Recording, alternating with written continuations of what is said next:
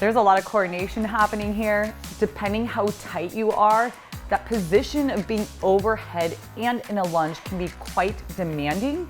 You're only there for a moment, but it's still amazing how I know when I do it, my whole body feels like it worked so hard.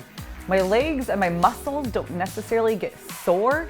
It's just kind of the effort of everything working together, and my brain fatigues very quickly.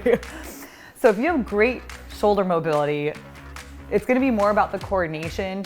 If shoulder mobility is a struggle, then it's really gonna come down to the stabilization for this movement. Now let's talk really quick about some of our options.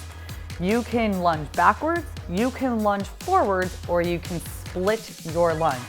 There are lots of options, and it may even change depending on the day of your mobility for that day. So here he is lunging backwards, and you'll notice whether it's backwards or forwards, one foot stays in place. When he does the split, both legs move from the center base. Excellent. So play around, you get to choose. You can even mix it up throughout your workout to change the stimulus. When you lunge forward, you'll feel more quad. When you lunge backwards, you'll feel more hamstring. And when you go in the center, it really splits the load pretty evenly. It's just a lot on the mind.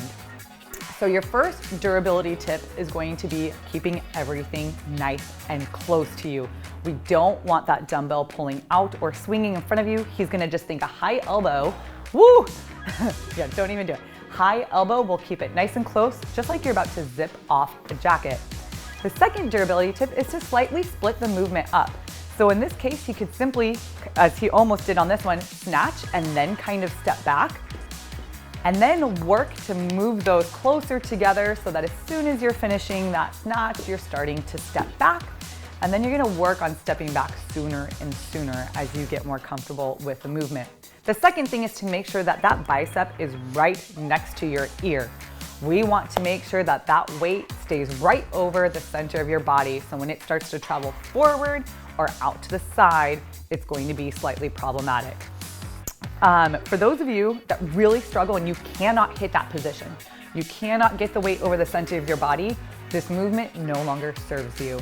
And you want to go into the movement library and look up the clean to lunge, where we bring it to the shoulder and get all the points of performance for that, and then continue to work on your overhead movements and your shoulder stability. And over time, maybe this movement will come into the wheelhouse for you, but it is definitely a movement that needs to be earned. You don't get to just do it just because. We want to protect your shoulders and keep driving you forward every day. Now for your try hard tip, try different positions. Learn to mix it up and be able to do backwards and forwards and the split, and be able to get comfortable there.